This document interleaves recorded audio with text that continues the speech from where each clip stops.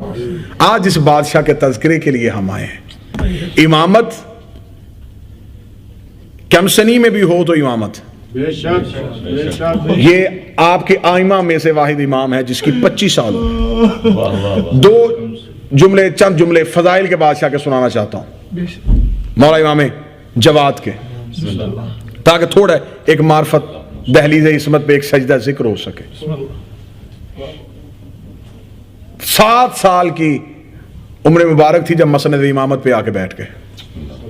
ظاہری سن مبارک 7 سال تھا جب ان بچوں کو سمجھانے کے لیے، بزرگ بہتر جانتے ہیں، جب آ کے مسند امامت پہ بیٹھے۔ والدہ جناب سلیقہ خاتون، یہ بی بی جناب ماریہ قبطیہ کی نسل میں سے ہیں، جو رسول کی آخری زوجہ تھی اور جن میں سے جناب ابراہیم فرزند اللہ نے رسول کو دیے تھے۔ اور رسول نے اس وقت جناب ماریہ سے کہا تھا کہ ماریہ تیری نسل سے ایک عورت آئے گی جس کی گود میں میرا نواں بیٹا آئے۔ جناب سلیقہ خاتون امام جب پہنچے ہیں 7 سال کی عمر میں، خبر ہو گئی امام کو، امام رضا علیہ السلام کو زہر دے دی گئی ہے، شہادت ہو گئی ہے امام کی۔ امام مدینے سے آ گئے ہیں۔ جب امام مدینے سے بغداد میں پہنچے تو بغداد کی گلیوں میں بچے کھیل رہے تھے۔ دیکھیں امامت کا عہدہ کتنا بڑا ہے۔ ابھی پہلا قدم ہے بغداد میں، کھیلتے ہوئے بچوں کو اکٹھا کیا، بغداد کے ایک چوک کو ممبر بنایا، بادشاہ دربار میں حکومت کر رہا ہے اور امام بغداد کے چوک میں کھڑا ہو کے بچوں کو شریعت سمجھا رہا ہے، اور امام بچوں سے خطاب کر رہے ہیں اور بچوں کو ان کی ذہنیت کے مطابق شریعت بتا رہے ہیں۔ یہ اتنی دیر میں مامون کی سواری آ گئی، پورا جاہو جلال، پورا سرکاری پروٹوکول، پورے لشکر کی آب و تاب کے ساتھ جو ہی آئی بچوں کو۔ اب جو پروٹوکول تھا بادشاہ کا، صدا دینے والے پہلے بازار میں آئے، رستہ چھوڑو بادشاہ سلامت آ رہا ہے، ذل سبحانی آ رہا ہے، شہنشاہ آ رہا ہے، معاذ اللہ امیر المومنین آ رہا ہے، رستے ملنے شروع ہو گئے۔ سارے بچے بغداد گلی سے، الا جواد، سوائے امام کے، کھڑا رہا میرا مولا۔ اس کی سواری قریب گزری، اب اسے نہیں پتا تھا کہ یہ کون ہے۔ جب سواری قریب سے گزرنے لگی، اس نے گزرتی ہوئی سواری سے یوں امام کا بالکل اطمینان والا چہرہ دیکھا کہ یہ نہ بادشاہ سے خوفزدہ ہوا نہ لشکر سے ڈرا۔ اس نے چلتے ہوئے سواری سے امام سے مخاطب ہو کے کہا، جب سارے بچے بھاگے تو کیوں نہیں بھاگا؟ ابھی 2 قدم سواری آگے نہیں گئی تھی کہ امام نے پیچھے سے جواب دے کے کہا، بھاگنے والے گھر سے ہمارا کوئی تعلق نہیں ہے،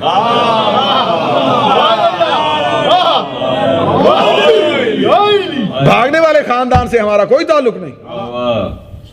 لفظ کانوں سے ٹکرایا، مامون رک گیا، اس نے کہا کلام کسی غیر کا نہیں۔ جزاک اللہ۔ سواری کو پیچھے کیا، پیچھے کر کے کہنے لگا، جب سارے بچے بھاگ گئے آپ کیوں نہیں گئے؟ امام نے کہا 3 حالتوں میں سے کوئی ایک حالت ہوتی تو شاید میں بھی چلا جاتا، اگر رستہ تنگ ہوتا تیری سواری کی جگہ نہ ہوتی، جبکہ رستہ تنگ نہیں تھا، میرے کھڑے ہونے کے باوجود بھی تیری سواری گزر سکتی تھی۔ دوسری حالت یہ ہوتی کہ مجھے خوف ہوتا تجھ سے، سبحان اللہ، اور خوف میرے اندر تیرا ہے نہیں۔ تیسری یہ شرط کہ اگر تو ظالم ہوتا، اب تو بتا تو ظالم ہے؟ یعنی کہ بچپن کی امامت بولتی رہی اور شاہی کا بڑھاپا کمزور ہوتا چلا گیا۔ جب اس نے پورے لشکر کے سامنے یوں امام کا کلام سنا اور امام کی گفتگو سنی، لاجواب ہوا۔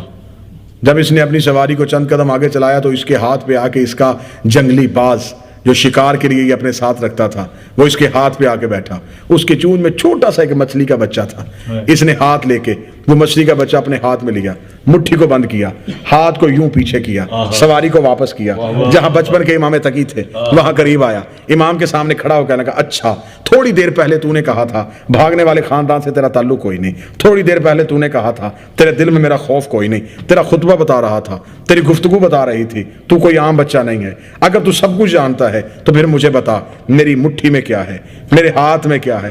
اتنا جملہ کہنا تھا، امام نے یوں مامون کا چہرہ دیکھا، چہرہ دیکھے کہا مامون تو مجھ سے سوال کرتا ہے. بادشاہ جب اپنی سواریاں لے کے گھروں سے نکلتے ہیں تو اس وقت بادشاہ کے محل کی دیواروں میں بیٹھے ہوئے بادشاہ کے ہاتھوں پہ آ کے بیٹھ جاتے ہیں. بادشاہ بازاروں سے گزرتے ہیں, بادشاہ بازاروں سے گزر کے جب جاتے ہیں تو وہی باز ہاتھوں سے پرواز کرتے ہیں, پرواز کر کے سمندر کے کنارے چلے جاتے ہیں. سمندر کی لہریں تیزی کے ساتھ بڑی چھوٹی مچھلیوں کو کنارے پہ لے کے آ جاتی ہیں. بڑی مچھلیاں تو واپس چلی جاتی ہیں, چھوٹی مچھلیاں کنارے پہ تنہا رہ جاتی ہیں. وہی بادشاہ کے چھوڑے ہوئے شکاری بھوکے بعد ان چھوٹی مچھلیوں کو اپنی چونچ میں لیتے ہیں, پرواز کرتے ہوئے واپس بادشاہ کے پاس آتے ہیں. بادشاہ کی مٹھی میں آ کے مچھلی کا بچہ دیتے ہیں اور وہ اپنی مٹھی کو اپنی کمر کے پیچھے چھپا کے اماموں سے پوچھتے ہیں کہ ہماری مٹھی میں کیا؟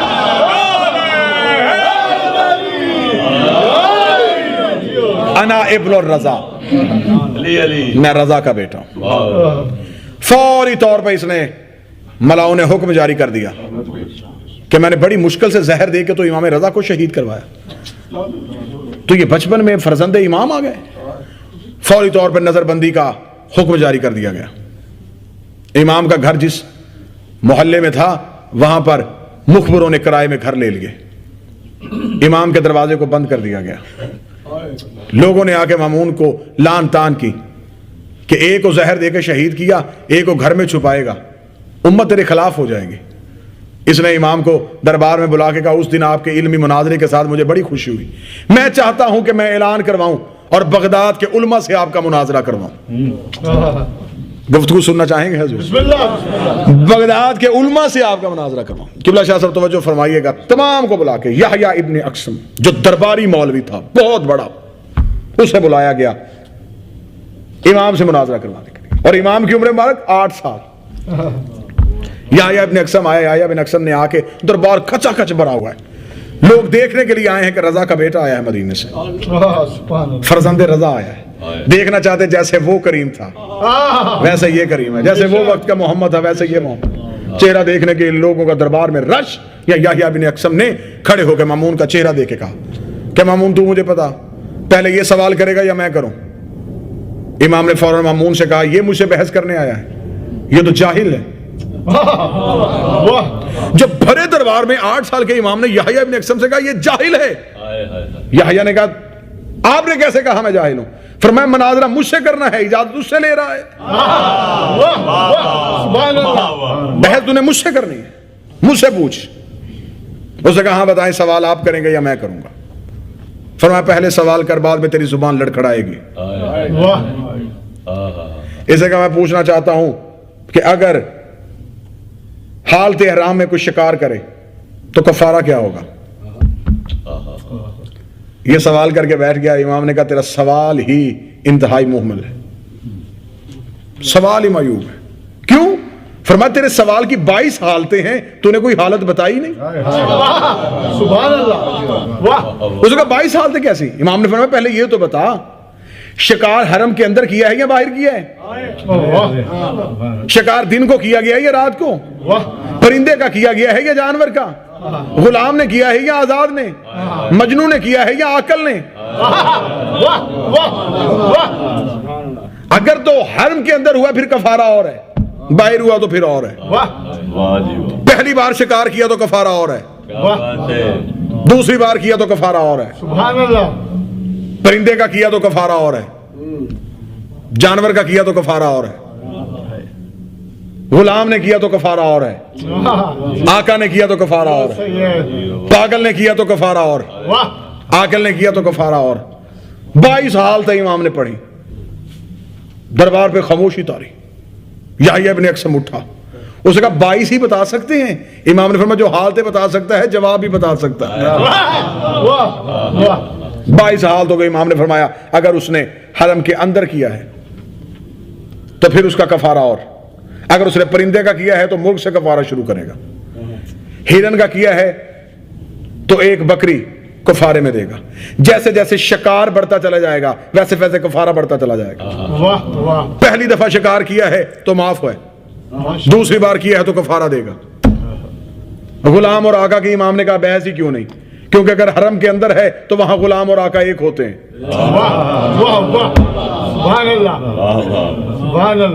لہذا دونوں پہ غلام اور آقا پہ کفارہ ایک ہی ہوگا. اگر پاگل نے کیا ہے تو کوئی کفارہ نہیں, عاقل نے کیا ہے تو وہ کفارہ دے گا. 22 حال تھے تمہارے مولا نے جواب دی. یحییٰ ابن اکثم کے چہرہ زرد تھی. بیٹھنے لگا. امام نے فرمایا میں بھی کچھ پوچھوں؟ سوال سننا چاہیں گے امام؟ اب کاش کے بساط علم بچھائی ہوتی اور سامنے داؤد کھڑا ہوتا, پھر میرا مولا علم کا اظہار کرتے. کاش کے بساط علم ہوتی اور سامنے عیسیٰ کھڑا ہوتا, پھر 8 سال کا مولا بتاتا کہ علم کے معنی کیا ہیں. اب جب سامنے یحییٰ جیسے جاہل کھڑے تھے اور وہ ایسے سوال کر رہے تھے, امام نے کہا چل تو بھی مجھے ایک سوال کا بتا. ایک انسان اپنے گھر سے نکلا ہے, چھت پہ کھڑی تھی ایک کنیز, وہ اس پہ حرام تھی. فجر کے وقت وہ حلال ہو گئی, ظہر کے وقت حرام ہو گئی, عصر کے وقت پھر حلال ہوئی, مغرب کے وقت پھر حرام ہو گئی, عشاء کے وقت پھر حلال ہوئی, عشاء کے بعد پھر حرام ہو گئی, فجر کے وقت پھر حلال ہو گئی. چلے اب واہ واہ نہ کرے, ایسے ایسے تو کرے. معصوم نے سوال کیا, قبلہ زیدی صاحب یحییٰ پریشان ہوا. اس نے کہا مجھے 22 حالتوں کا اندازہ نہیں تو پھر اس سوال کا اندازہ کیا؟ مامون نے کہا کیا آپ بتا سکتے ہیں؟ امام نے فرمایا ہاں میں بتاتا ہوں. جب وہ شخص, جواب سننا چاہیں گے معصوم؟ امام نے فرمایا جب وہ شخص گھر سے باہر نکلا, وہ کنیز کسی دوسرے کی تھی, اس پہ حرام تھی, اس نے خرید لی, حلال ہو گئی. ظہر کے وقت اس نے اسے آزاد کر دیا, پھر حرام ہو گئی. عصر کے وقت نکاح کر لیا, پھر حلال ہو گئی. مغرب کے وقت زہار کر دیا, یہ طلاق کی ایک شک ہے, پھر حرام ہو گئی. عشاء کے وقت رجوع کر لیا, پھر حلال ہو گئی. عشاء کے بعد طلاق رجعی جاری کر دی, پھر حرام ہو گئی. صبح رجوع کر دیا, پھر حلال ہو گئی. بس یہ امام کا علمی مناظرہ تھا. یا بغداد کی گلیوں میں شور ہو گیا کہ امام جوانی میں امام نہیں ہوتا, امام بچپن میں بھی امام. وہ امام رضا کا بیٹا آیا ہے اور وہ 8 سال کی عمر میں اس نے دربار میں تمام سب کو لاجواب کر دیا. شور ہو گیا کہ آج کے بعد مسئلوں کا حل دربار سے نہیں پوچھنا, اس مولا سے پوچھنا. جب لوگ شریعت پوچھنے کے لیے مولا امام تقی الجواد کی دہلیز پہ آنے شروع ہو گئے, اس نے پھر دوسرا جو ان کی سازشیں ہوتی ہیں, اس نے پھر دوسری سازش چلی. اس نے کہا میں اپنی بیٹی ام الفضل کا عقد مولا سے کروا دیتا ہوں, تاکہ ام الفضل کا عقد کروں گا. لوگوں نے, عباسی سارے خلاف ہو گئے مامون کے, انہوں نے کہا یہ کیا کرنے لگا, عباسی خاندان میں شہزادوں کی کمی ہے کہ تو ام الفضل کا نکاح امام تقی سے کرنے لگا ہے. اس نے کہا میں چاہتا ہوں کہ امام تقی کا عقد میری بیٹی سے ہو, تاکہ امام کی جو اولاد ہو میں اس کا نانا بن سکوں. اس لالچ میں بڑے بڑے لوگ رشتے دے گئے, لیکن اہل بیت میں شامل نہیں ہو سکے, نبوت کے خاندان میں شامل نہیں ہو سکے. اور یہ تمہارا وہ امام ہے جس نے 7 سال کی عمر میں مصیبتیں برداشت کی. تم نے کربلا کا غریب 28 رجب کو مدینے سے جاتا ہوا دیکھا ہے.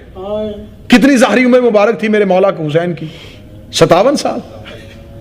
اور جب امام تقی نے مدینہ چھوڑا ہے عمر 7 سال تھی. 7 سال کی عمر میں مدینے کی گلیوں میں اکیلا پھر رہا ہے. آدھی رات کے وقت قبر رسول پہ گیا, قبر رسول پہ جا کے کہنے لگا نانا ایک بار قبر سے باہر نکل, جیسے حسین ملنے کے لیے آیا تھا ویسے ہی آج میں ملنے کے لیے آیا نا, میرا جد حسین واپس آئے. تو جو فرمائیے گا مصاحب میں چند جملوں کی اجازت دیجیے گا, کیونکہ غریب بغداد کا جنازہ ہے.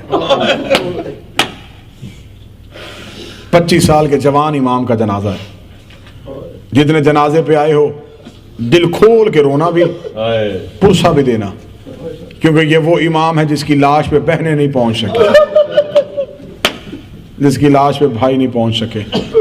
امام موسیٰ کاظم کے بعد یہ بھی وقت کا غریب امام ہے. توجہ فرمائیے گا. آدھی رات کے وقت مدینے میں آ کے نانے کی قبر پہ آ کے کہا نانا تیرا تقی مدینہ چھوڑ کے جا رہا ہے. توجہ فرمائیے گا. دوسری درد اس امام کا، 7 سال کی عمر میں باپ کو بھی کفن دیا ہے، پھپھی کو بھی کفن دیا۔ امام رضا کا جنازے پہ پہنچا، معصومہ قوم کی تدفین پہ پہنچا۔ تیسرا درد اس مولا کا، جب پردیس میں آیا صرف ماں ساتھ تھی۔ بغداد کے جس کونے پہ امام نے اپنا گھر خریدا وہ بغداد شہر سے کافی دور تھا۔ ایک دن مولا گھر میں واپس آئے ہیں، جناب سبیکہ خاتون نے امام کو گلے سے لگایا، ماتھا چومکا، مدینہ چھوڑ کے پردیس میں آ تو گیا ہے لیکن گھر تو شہر کے قریب لیں، اتنا دور گھر کیوں خریدا ہے؟ امام نے فرمایا اماں میرے گھر دور خریدنے کی ایک وجہ ہے، رات کو میں نے بیٹھ کے اپنی بہنوں کے نام لینے ہوتے ہیں۔ جب میں رات کو بیٹھتا ہوں مصلی پہ، میں ایک ایک بہن کا نام لیتا ہوں، میں کبھی پھپھی زینب کا نام لیتا ہوں، میں کبھی کربلا کے شہداء کی ماؤں کے نام لیتا ہوں۔ اماں میں گوارا نہیں کرتا یہ نام کسی کان میں چلا جائے۔ غیرت دیکھ سید الساجدین جیسے۔ ام الفضل کے ذریعے سے موسم باللہ نے ملعون نے زہر دلوایا ہے۔ جب یہ کمینی عورت زہر لے کے آئی ہے، جیسے حسن کو زہر دیا گیا تھا، جتنے امام بھی مسموم جنہیں زہر دیا گیا ہے، برطانیہ کے مومنین مجھے معاف کر دینا، تلوار والی شہادت آسان ہے، زہر والی شہادت بڑی مشکل ہے، کیونکہ زہر جب حلق کے اندر جاتی ہے خون میں شامل ہو کے جگر میں جاتی ہے، پہلے جگر پھٹتا ہے۔ اسی لیے تو جب جودہ نے زہر دیا تھا میرے مولا امام حسن کو، امام حسن کو زہر کا ملنا تھا یا امام بی بی فروہ کے دروازے پہ آئے تھے، رو کے کہا تھا فروہ جلدی کر میرا قاسم جگا دے۔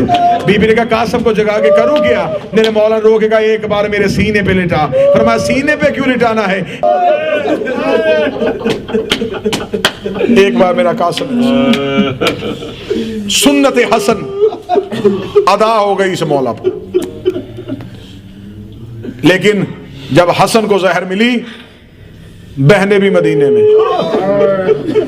اب اللہ جانے اگلے جملے پہ تم پرسہ دے سکو یا نہ دے سکو، غریب کا جنازہ ہے، اور جنازے ویسے ہی آتے ہوئے اچھے لگتے ہیں کہ چیخوں میں جنازہ آئے، کیونکہ یہ جنازہ تنہا نہیں آنا، اس جنازے کے ساتھ ایک کالے برقعے والی بیوی بھی ہوگی جس کے سر سے برقع اترا ہوا ہوگا۔ جب تم چیخے مار کے جنازے کو کاندھا دو گے، وہ رو کے گئے گے تم میرے غریب کے جنازے پہ آئے ہو، میں زہرا وعدہ کرتی ہوں تمہارے گھر کا کوئی غم ہو زہرا سب سے پہلے آئے گی، میں جنت کے دروازے پہ تمہارا استقبال کروں گی۔ ادھر ام الفضل نے زہر دیا، زہر کا آنا تھا، جو سید بیٹھے مجھے جملہ معاف کر دینا، ادھر امام تقی کو زہر ملا، امام نے کہا ام الفضل تو نے مجھے زہر دے دیا، میرا ایک کام کر مجھے 2 گھونٹ پانی پلا دے۔ پانی کا نام آنا تھا، ام الفضل ایک کمینی عورت نے پانی کا ایک گھونٹ لے کے امام کے قریب آ کے اس نے پیالے سے پانی زمین پہ گرانا شروع کیا، ادھر پانی زمین پہ گرا، یا کربلا کا حسین آیا، آ کے تقی کا سر اپنی گود میں رکھا، فرمایا آنکھیں بند کر، میں بھی پیاسا تو بھی پیاسا، لیکن جناب تقی نے امام حسین کے گلے میں باہیں ڈالی، آواز آئی میرے دادا حسین تیری اور میری غربت میں فرق ہے۔